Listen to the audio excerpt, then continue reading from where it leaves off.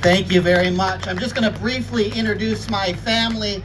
My wife, Susan. I think my daughter wants to introduce herself. I'm Sophia Laehn. I'm 7 years old, and please vote for my dad this year. Thank you. And then we have Felix, our youngest, who's 15 months. So I want to thank Susan and my family for all their support. This would not be possible without their love and support. Felix, you'll have to go with Mom. Go with Mom. Thank you. And thanks also, oh, he spit up on me. Thanks also to the Des Moines Register for hosting this and for inviting all of the candidates to give us 20 minutes to be on a soapbox. I'm going to give a somewhat unconventional political speech, almost not here as a candidate, but more as a former professor of constitutional law, someone who's spent his life studying the Constitution and our founding documents. And I come bearing sad news, despite the celebrations around us. This is going to be a somber presentation, these next 20 minutes. Because, we're celebrating, supposedly, we're celebrating the 250th anniversary of the birth of our republic. And speaking objectively, as a constitutional lawyer, as a former professor of political science, we are no longer a republic. That word, republic, is nothing more than an empty sound, a word signifying nothing, detached from the reality of the system of government under which we live. When we pledge allegiance to the flag, we pledge allegiance to the republic for which it stands. But that word, as I said, no longer has meaning. It's no longer attached to the system of government we have in the United States. And I'm going to prove it in the time I have today. And speaking from a personal experience, many of you are aware and share my concerns about the Summit carbon pipeline. For those of you who might not be familiar with it, I'll give a very brief explanation. Congress passed sections 45Q and 45Z of the IRS tax code, which says that if you capture carbon dioxide that would otherwise be released into the atmosphere, our federal government will pay you $85 per metric ton of carbon dioxide you capture, direct deposited into your bank account, a tax credit. A businessman, millionaire named Bruce Rastetter hatched a scheme that he would capture the carbon dioxide being emitted from our state's ethanol plants. He would liquefy it under immense pressure and pump it across our state in pipes. Originally, the plan was to North Dakota and sequester it underground. That's the legal term, sequester. Bury it underground. And our federal government will pay him $85 per metric ton of carbon dioxide he captures. I looked at the projections of how much carbon dioxide they plan to capture, multiplied it by $85. Billions of dollars, billions with a B, will be deposited into the accounts of Bruce Rastetter and his investors, our taxpayer money. Now, the irony is this project actually doesn't do any good. You would think, environmentalist groups would be supporting this because we're going to reduce carbon dioxide emissions in our state. The reality is, those who have run the numbers, done the math, done the science, this project, building this pipeline, will do more harm to the environment than it will do good reducing carbon emissions. I'm the county attorney in Greene County. I'm the only Libertarian to hold an elective partisan office in the state. Thank you. Elected twice, first in 2018, then re-elected in 2022 in a very Republican county, so it can be done. I intend to replicate that statewide. But in my role as county attorney, I advise our Board of Supervisors, and we had a representative from Summit Carbon Solutions come to our county, and I asked him, has anyone calculated how much carbon dioxide will be emitted by the heavy machines you're going to be using to build this pipeline? And no one's run the numbers. So it's not even clear at what point the carbon dioxide being captured would offset the carbon dioxide being emitted by the machines building the pipeline. It's the biggest boondoggle in the history of our state. A project that actually doesn't do any good at all, except to make Bruce Rastetter and his investors billionaires. Now, why would members of Congress, our legislators, support this? Well, because Bruce Rastetter is one of the major donors, what they call a mega donor to the Republican Party. So the project makes a Republican donor wealthier so he can give more money to the very legislators who enacted the scheme in the first place. So 2 years ago, I had a group of Republican state legislators approach me and ask me if I could write a bill that would stop this pipeline, because they didn't trust their own staffers in Des Moines to draft a bill. They had to find a Libertarian county attorney, and I drafted a bill that said you could not use eminent domain for the construction of hazardous liquid pipelines on agricultural land, because that's actually the greater evil. Not only is this a project that doesn't do any good and wastes our taxpayer dollars, this private company has been vested with the power of eminent domain to take property from unwilling landowners along its proposed route. Our state government vested this company, so if you own a house or a farm along the route and you don't want to sell your land, too bad. Summit Carbon Solutions can take your property against your wishes and build a pipeline across your front lawn. And these Republican legislators approached me and said, can you draft a bill that would stop this? And I said I could, and I drafted a bill that would have prohibited the use of eminent domain on agricultural land in our state. I thought if there's anything Iowans could rally around, we would want to protect our agricultural land from eminent domain by private companies for private gain. It passed the House. A representative named Charlie Thompson saw it through. He added a lot of language, so the language that came out of the House, a lot more provisions than my original language, which was only a few sentences. Passes the Senate, goes to the governor's desk, and what did Governor Reynolds do? Vetoed it. Even though we know that 78% of Iowans supported that legislation. A poll by the Des Moines Register showed 78% of Iowans are opposed to the use of eminent domain for the construction of hazardous liquid pipelines. And yet Governor Reynolds vetoed it. Why? I don't think it's a coincidence that Bruce Rastetter had contributed $172,000 to her election campaign. We just have to follow the money on this. Now, this is state, all happened at the state level. I'm running for the United States Senate. So why am I talking about state politics? Well, the same type of corruption is occurring in Washington, D.C. at an even larger scale. Bruce Rastetter, this was in the news, Bruce Rastetter is quote-unquote bankrolling Ashley Hinson's campaign for the United States Senate. He's raising tens of thousands of dollars so Ashley Hinson, the Republican nominee, can get elected to the Senate. She's also a proponent of Sections 45Q and 45Z of the IRS tax code. When I'm elected to the United States Senate, one of the first pieces of legislation I will introduce will be to eliminate Sections 45Q and 45Z of the IRS tax code. And then the funding for this boondoggle of a project evaporates and the project collapses.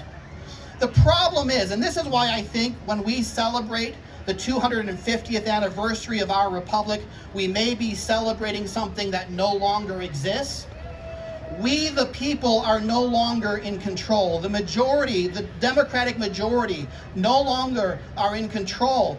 Private interests, political action committees, interest groups have commandeered the legislative process, such that our representatives in the House and Senate in Washington, D.C., and the House and Senate in Des Moines are no longer working for us. They're working for the private interests that are funding their campaigns. A super PAC in Washington, D.C. has pledged to spend $29 million on Ashley Hinson's behalf to get her elected to the Senate. Two PACs, one associated with Chuck Schumer, the New York Democrat, that spent $9.7 million on the Democratic nominee, Josh Turek. Another PAC has pledged to spend another $17 million on his behalf to help him get elected this November. If Ashley or Josh is elected, whom will they serve? Will not be you and me. It'll be the corporate interests that are funding their campaigns. Ashley Hinson was nominated by the Republican Party. Josh Turek was nominated by the Democratic Party. I was nominated by the people themselves. My campaign submitted nearly 10,000 signatures to the Secretary of State's office, signed by individual Iowans, directly nominating me for the United States Senate. If Ashley is elected, she will owe her office and her allegiance to the Republican Party and the interest groups and economic elites who are funding her campaign. If Josh Turek is elected, he will owe his office and his allegiance to the Democratic Party and the economic elites who are funding his campaign. When I'm elected to the United States Senate, I will owe my office and my allegiance to all of you, to the people of the state of Iowa. Because members of Congress are now devoting all of their time and resources to getting reelected, it's created a void in Washington, D.C. Members of Congress are spending their days meeting with lobbyists and donors and interest groups and mega donors. 20 years ago, I interned in the United States Senate. And my first day in Washington, D.C., I was taken to the Senate floor. And there was one senator standing on the Senate floor talking to the television camera. And I was young and naive, I still was idealistic, and I asked the guy who was giving me this tour, his name was Corey, I asked Corey, I said, where are all the other senators? And he said, well, you don't understand how it works here in D.C. There's never more than one senator on the Senate floor. They take turns talking to the camera. They use the Senate floor as a platform to give re-election speeches to their constituents back home. They're not actually talking to one another. You silly guy from Iowa, like you thought they were making laws and deliberating. That's not what they're doing. Right? They're campaigning. They're not here in the Senate chamber. They're meeting with donors and lobbyists and interest groups and raising money for their next campaign. Or they're on their phone with donors raising money for their next campaign. Members of Congress swore the same oath I swore when I was elected county attorney. They swore an oath to defend the Constitution. But unlike our members of Congress, I took my oath seriously. I've spent the last 8 years of my life defending the Constitution as a county attorney, while the members of Congress are willing to sacrifice the Constitution, the rule of law, and our republic on the altar of their own private ambition for the sake of their own re-election. And Ashley Hinson, of course, was in the House the past 6 years, during which time, she's been in the House 6 years, she's become a multi-millionaire, been on 5 international trips paid for by interest groups costing more than $100,000. This is what she's done the last 6 years, but in order to offend everyone equally, Republican and Democrat alike, let's talk about Josh Turek, the Democrat, who in 2026 missed 58% of the votes on the floor of the House in Des Moines. He was a member of the House of Representatives in Des Moines, missed 58% of the floor votes. And we know where he was. He was in California meeting with mega donors.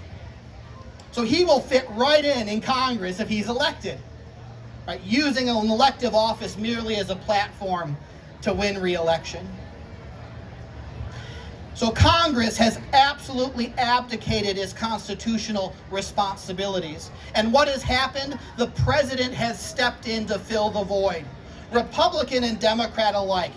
When's the last time Congress declared war? Who knows?